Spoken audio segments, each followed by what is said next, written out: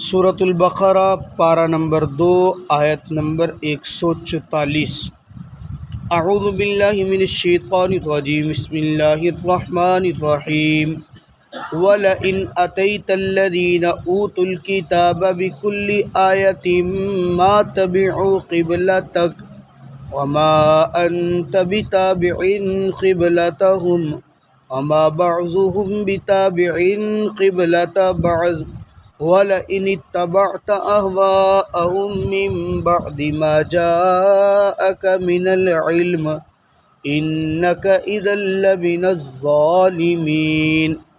الَّذِينَ آتَيْنَاهُمُ الْكِتَابَ يَعْرِفُونَهُ كَمَا يَعْرِفُونَ أَبْنَاءَهُمْ وَإِنَّ فَرِيقًا مِّنْهُمْ لَيَكْتُمُونَ الْحَقَّ وَهُمْ يَعْلَمُونَ۔ وَلَئِنْ أَتَيْتَ الَّذِينَ، اور البتہ اگر آپ دے دیں، اوت الکتاب ان لوگوں کو جن کو کتاب دی گئی، بکل آیت ہر طرح کی دلیل، ما تبعوا قبلتک وہ تب بھی نہیں اتباع کریں گے آپ کے قبلے کی، وما انت بتابع قبلتہم نہیں ہے آپ اتباع کرنے والے ان کے قبلے کی، وما بعضهم بتابع قبلۃ بعض اور نہیں ہے ان میں سے بعض اتباع کرنے والے بعض کے قبلے کی، وَلَئِنِ اتَّبَعْتَ أَهْوَاءَهُمْ اور البتہ اگر آپ نے اتباع کی اپنی خواہش ان کی خواہشات کی، من بعد ما جاءک بعد اس کے کہ آ گیا آپ کے پاس علم، إِنَّكَ إِذًا لَّمِنَ الظَّالِمِينَ بے شک آپ اس وقت البتہ ظالموں میں سے ہو جائیں گے۔ الذین آتیناہم الکتاب وہ لوگ کہ عطا کی ہم نے ان کو کتاب، یعرفونہ وہ پہچانتے ہیں آپ کو، کما یعرفون ابناءہم جیسا کہ پہچانتے ہیں وہ اپنے بیٹوں کو، وَإِنَّ فَرِيقًا مِّنْهُمْ اور بے شک ایک فریق انہی میں سے، لَيَكْتُمُونَ الْحَقَّ البتہ وہ چھپاتا ہے حق کو، وَهُمْ يَعْلَمُونَ حالانکہ وہ اس حق کے بارے میں جانتے ہیں۔ گزشتہ سے کئی آیات مبارکہ میں تحویل قبلہ کے متعلق تفصیل اور احکامات بیان کیے جا رہے ہیں۔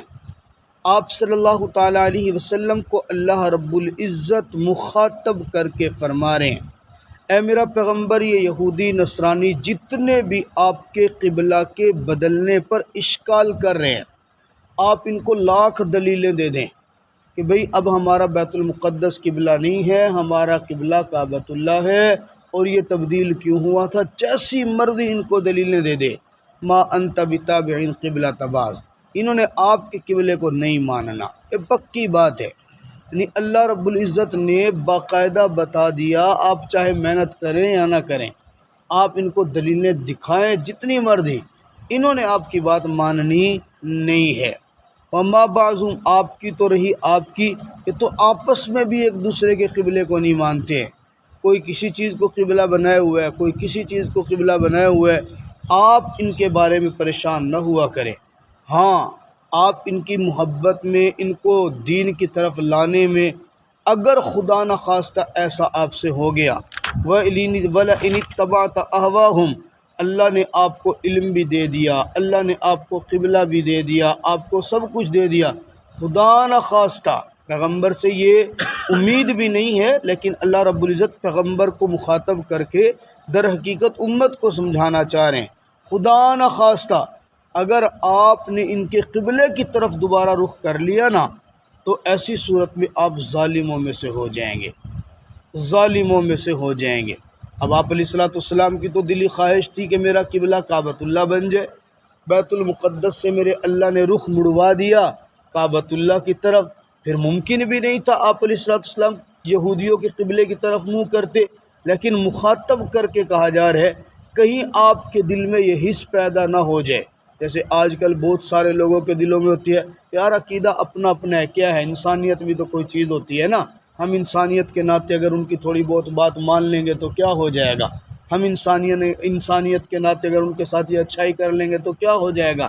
اللہ نے اسی کو رد کیا، پیغمبر کو مخاطب کر کے کہا جا رہا ہے اگر آپ نے نرمی کا پہلو اختیار کیا تو میں آپ کو ظالموں میں سے بنا دوں گا، اور ظالم کی تو بخشش نہیں ہے، اس سے تو بڑا حساب و کتاب ہوگا۔ جب یہ پیغمبر کے بارے میں ہو سکتا ہے تو عام امتی کے بارے میں کیا حکم ہوگا۔ باقی رہی یہ بات کہ یہ جو یہودی ہے، ایسا نہیں ہے کہ یہ آپ کو پہچانتے نہیں ہیں، ایسا نہیں ہے کہ ان کو اس بات کا علم نہیں ہے کہ آپ آخری پیغمبر ہیں۔ وہ آپ کی نبوت کو، ختم نبوت کو ایسے پہچانتے ہیں، یعرفونہ کما یعرفون ابناءہم، جیسا کہ بندہ اپنے بیٹے کو پہچانتے ہے۔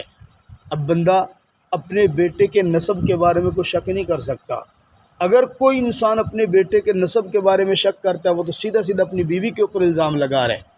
کوئی آدمی اگر یہ کہے میں اپنے بیٹے کو نہیں مانتا ہوں، یہ حلالی ہے، یہ حرامی ہے، تو اس کو تو ظاہر سی بات ہے سیدھا سیدھا اپنی بیوی کے اوپر اشکال ہو گیا۔ تو بندہ کسی اور کے نسب کے اوپر تو شاید سوچ سکتا ہو، لیکن اپنے بیٹے کے اوپر تو نہیں نہ سوچ سکتا۔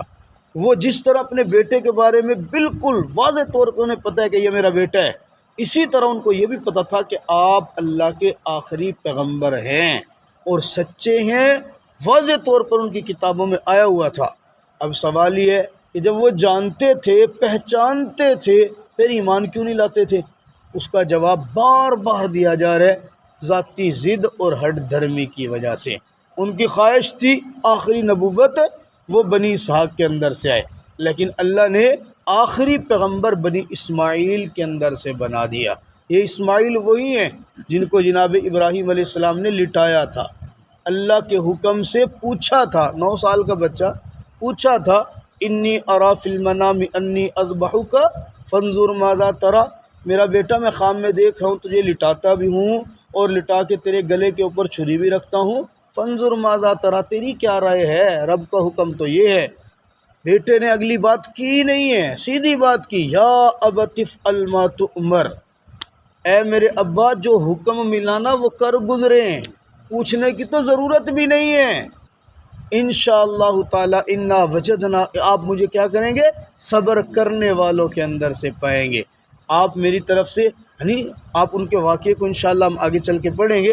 آپ یقین کریں کہ 9 سال کا بچہ ایسی کوئی بات کر سکتے ہیں؟ لٹانے لگے نا، کہنے لگے ابا جان 1 منٹ اقرام کریں، کیا کروں؟ آپ اس طرح کریں نا، میرا قمیض اتار دیں۔ بیٹا قمیض کیوں اتاروں؟ ابا جان جب آپ یہاں سے جا کے میری امی کو بتائیں گے نا تیرا بیٹا میں رب کے نام پہ ذبح کر آیا ہوں، تو میں جب آپ میرا گردن کاٹیں گے خون تو نکلے گا، اب وہ خون کے دھبے میرے قمیض کے اوپر تو لگیں گے، تو ماں ہوتی ہے نا، میں اتنی بڑی قربانی دوں، آپ اتنی بڑی قربانی دیں بیٹے کو ذبح کرے، کہیں کپڑوں کے اوپر لگے ہوئے وہ خون کے دھبے دیکھ کے ماں چیخ نہ پڑے۔ اگر وہ چیخ پڑی نا تو ہماری تو قربانی ضائع ہو جائے گی۔ ماں تو بے صبری کے اندر رو پڑی۔ آپ جب میرا قمیض نکال لیں گے نا، خون ہی نہیں لگا وہ ہوگا میرے قمیض پہ، جب خون نہیں ہوگا اس کو پتہ ہی نہیں ہوگا کہ مجھے ہوا کیا ہے، وہ بے صبری کرے گی نہیں تو ہماری قربانی برقرار رہے گی۔ اچھا پھر ذبح کرنے لگے، اچھا ابا جان اس طرح کرے کہ میرے نا دونوں ہاتھ باندھ دے، پاؤں بھی باندھ دے۔ بیٹا اب یہ کیوں ہے؟ ذبح ہونے والا خود بتا رہے میرے ہاتھ بھی باندھ دے پاؤں بھی، کیوں بھائی؟ ابا جان ظاہر سی بات ہے میں انسان ہوں، ٹھیک ہے میں دلی طور پہ راضی ہوں، آپ مجھے ذبح کر رہے ہیں میں خوشی سے راضی ہوں، لیکن تکلیف ہوگی میں ہاتھ پاؤں تو ماروں گا نا، کہیں ہاتھ پاؤں مارنا یہ میرا بے صبری میں شمار نہ ہو جائے، یہ ہاتھ پاؤں کا میرا لگنا یہ بے صبری میں شمار نہ ہو جائے۔ آپ اس طرح کریں بس میرے ہاتھ بھی باندھ لے، پاؤں بھی باندھ لے، تاکہ یہ میری بے صبری ہو ہی نہ۔